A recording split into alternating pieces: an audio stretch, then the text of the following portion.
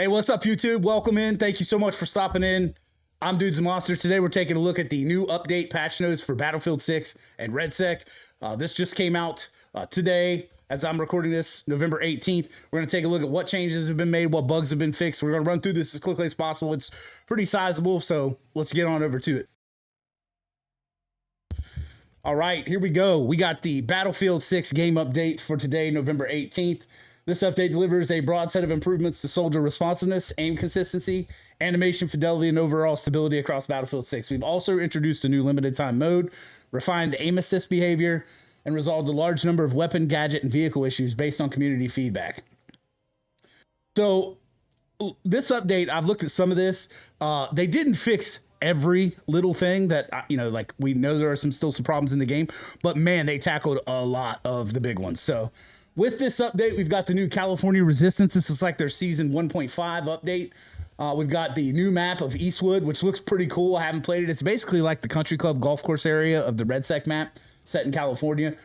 Variations of this map will be available for all official modes. Conquest mode on this map will include tanks, helicopters, and of course the golf cart. New limited time mode, Sabotage, a themed event focused on demolition and counterplay. New weapons, the DB-12 shotgun and the M357 trait sidearm. Gauntlet mode to include a new mission type, Rodeo. This mission provides multiple vehicles for players to fight over and battle with each other. Players can earn bonus points for defeating enemies while in a vehicle. Updates to Portal. Sandbox map will let Portal experience builders start with a more level playing field to bring their imagination to life. The golf cart vehicle is available for use in building experiences. Battle Pass. California Resistance bonus pass becomes available for a limited time. I haven't looked at that yet. I wonder if that's like is that free or is that like an extra paid on bonus? I hope that's free. New underbarrel attachments. The slim hand stop unlocked via challenge. New feature coming later in the update. Battle pickups. These powerful weapons will be available in specific experiences and Portal with limited ammunition, but pack enough firepower to help turn the tide in battle in your favor. Okay, so with this update, and this is huge. People have been complaining about how controller feels on this game. It just isn't quite dialed in. So they've reverted aim assist back to its settings with the open beta, restoring consistent infantry targeting behavior across all input types. Improved input latency and stick response for controllers, providing smoother aiming and more responsive soldier movement. I think this is more targeted towards, there were some issues with PlayStation controllers being used via PC, but I'm sure this helps all controller players out nonetheless. Challenge and progression clarity improvements make requirements easier to understand and track. I shall be the judge of that. Major polish pass to deployable gadgets. Yo, Mr. M! Thank you, bro. Thank you for the 3 months of the Boogeyman tier, man.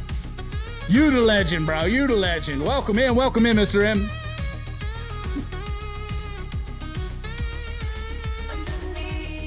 Okay. All right, major polish pass to deployable gadgets, including the bunch of letters portable mortar, a bunch of letters portable laser designator, and supply crate systems. Fort Linden added to Portal, expanding available segments for community-created experiences. So you can make the Battle Royale map in the Portal creator mode now. All right, so aim assist. As we got closer to launch, we revisited aim assist tuning based on internal testing and the full range of maps and combat distances coming with release. Our goal was to make aim assist feel more effective beyond mid-range fights, which was one of our focuses within Battlefield Labs and Open Beta. At launch, we increased slowdown at longer ranges, but once the game went live, we saw that this made high-zoom aiming feel less smooth and harder to control. After reviewing player feedback and gameplay data, we're reverting aim assist back to the values some of you experienced during Open Beta and Battlefield Labs. This will now serve as the default, whilst still providing you with the ability to alter the aim assist to your preference and playstyle via settings. This change keeps aim slowdown consistent across all ranges, helping with muscle memory and providing a steadier, more reliable feel as we move into future seasons. See, I didn't even really notice that this was aim assist. I thought it was just a setting issue for me, but I said when the game launched, like, long range felt weird for me. It was very hard for me to keep up with long ranges compared to my experience during the beta. So this sounds great. I'm happy they did this. We'll see how it feels tonight. Aim assist fully reset to open beta tuning. We just went over all that in detail. Fixed an issue where vehicle stick acceleration presets would affect infantry aiming left and right acceleration option availability. Fixed an issue where setting stick acceleration presets to standard would set the aiming left-right acceleration options incorrectly to 50% instead of 70%. Fixed missing infantry and vehicle prefixes and captions for stick acceleration presets and aiming left-right acceleration options. These are all settings for your stick sensitivities. Fixed an issue where stick dead zones would ignore the first 10% of moving if using a PS5 controller on PC. Fixed an issue where player movement's left stick would not register until beyond 30% of travel past the dead zone. Fixed joystick aiming input behavior. Added a short sprint restart animation when landing from small heights. Added new death animations for sliding and combat dive states. Fixed the diving loop where entering shallow water.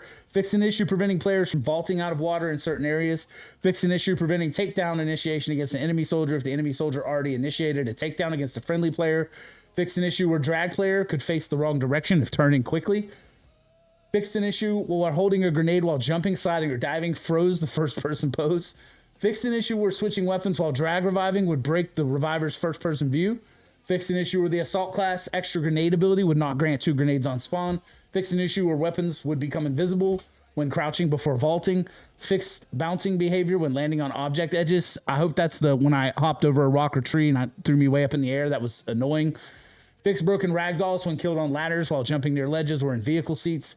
Fixed camera clipping when dropping from height while prone. Fixed clipping when initiating a dragon revive. Fixed first-person camera clipping through objects when dying nearby. Fixed an issue where the Rust signature trait Mission Focused applied its icon and speed boost to all teammates. Fixed incorrect prone aiming angles on slopes. Fixed misaligned victim position during takedowns when using high FOV settings. Fixed mismatch rotation between first-person and third-person soldier aim directions. Fixed misplaced weapon shadows while vaulting or swimming. Fixed missing pickup prompts while prone. Fixed missing water splash effects while swimming. Fixed stuck third-person soldier animations when entering player view. Fixed teleporting or invisibility when entering vehicles during a vault. Fixed third-person facing inconsistency when soldiers were mounted. Improved combat dive animations in first and third person. Improved a bunch of letter sprint animation in first person. Improved vault detection in cluttered environments. Increased double tap window for danger ping from 0.2 seconds to 0.333 seconds. Updated first person animation cadence for moving up and down stairs. Fixed an issue where hit registration would fail when engaging into gunfights after exiting vehicles. Man, that's a lot and there's still more to go. Vehicles, fixed camera reset when entering a GDF 009 AA stationary gun after another user. Fixed clipping gunner weapon in IFV seats. Fixed faint metallic impact sounds from the M1A2 main battle tank turret wreckage. Fixed several cases where IFV's MR missile could do more damage than intended to MBT, IFV, and AA vehicles. Fixed inconsistent projectile video effects on the Abrams main gun. Fixed instant 180-degree turn after exiting a vehicle. Fixed missing scoring for vehicle supply when teammates received ammo. Fixed oversized hitbox on the UH-79 helicopter. Fixed passenger and gunner placement issues on the UH-79 helicopter. Already read that. Holy crap monster. Fixed re-entry issues when mounting flip quad bikes.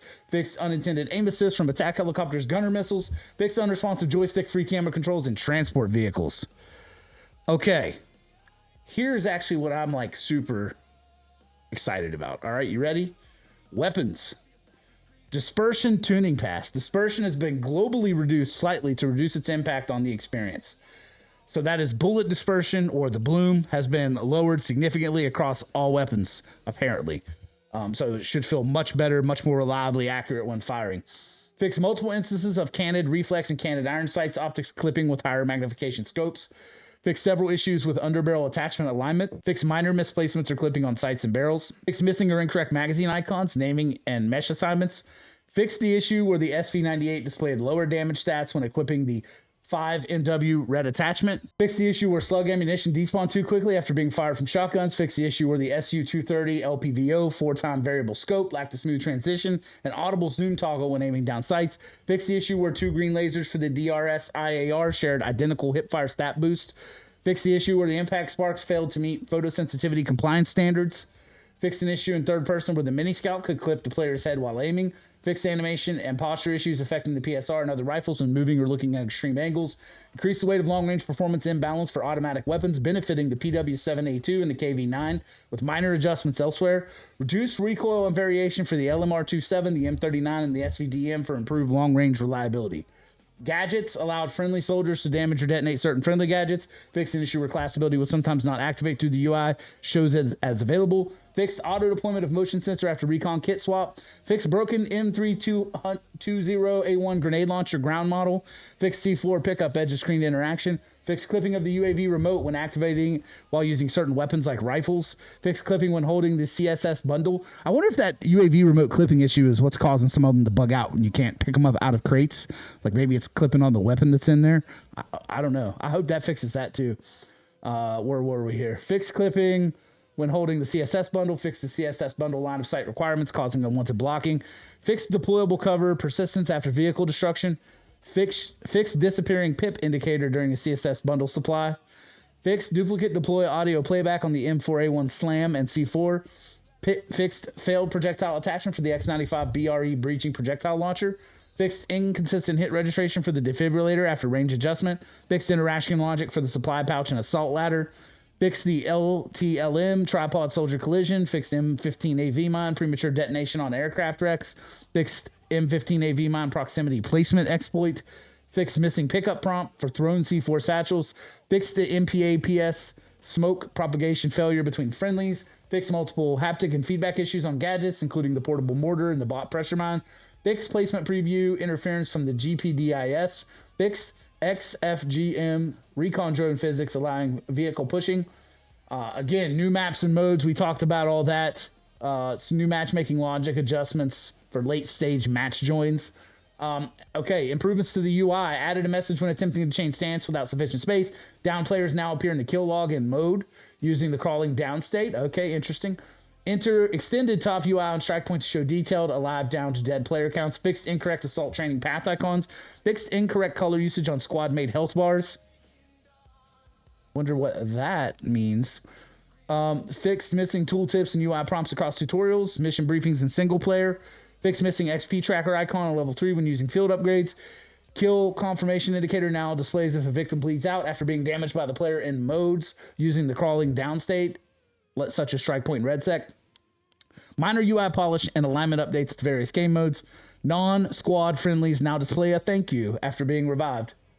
Added a new option in settings for players to sprint automatically when pushing the stick fully forward.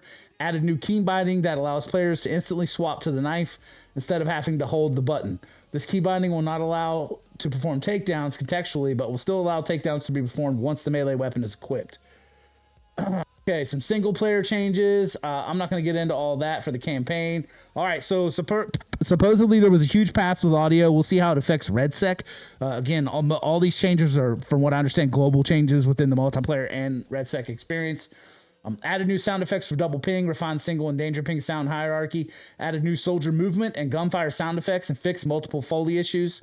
Added turret movement audio for the Marauder RWS weapons, corrected door sound assignments, corrected swimming obstruction and platform step audio, footstep audio, fixed character voiceover, not updating when changing soldier mid-match, fixed looped ambient sounds and incorrect debris impacts, fixed missing person, fixed missing first-person voiceover, gasp, when revived, fixed missing third-person voiceover for explosive deployments, fixed missing LP voiceover zoomed audio, fixed missing ping audio while spectating, fixed missing reload sound effects when a weapon had one bullet remaining, fixed missing voiceover for supply actions and revive requests, fixed multiple commander voiceover issues, fixed music in menu setting not muting music, fixed seat change and turret reload audio on Marauder RWS guns, fixed underwater breathing voiceover and inconsistent swimming audio, polished front end and loading music transitions between matches, synced battle pass sound effects to animations, tweaked light fixture audio setup, updated hostile voice over logic and adjusted reload voiceover mix,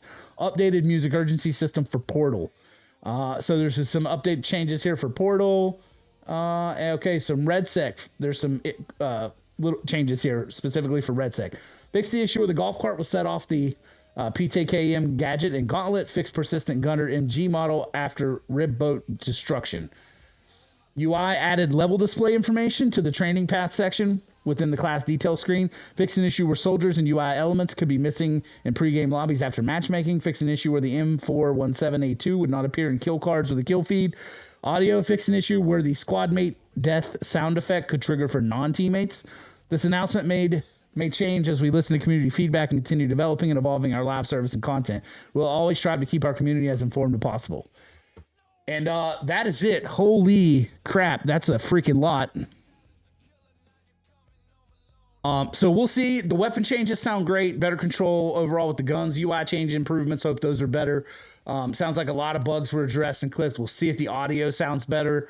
Overall, I think they've done some great things with the game so far, and the changes they've made. I've been having a lot of fun with both Battlefield 6 and especially RedSec. So thank you for checking out the video. If you enjoyed this information and you'd like some more of this kind of content, please leave us a like on the video, subscribe to the channel, come back and see us.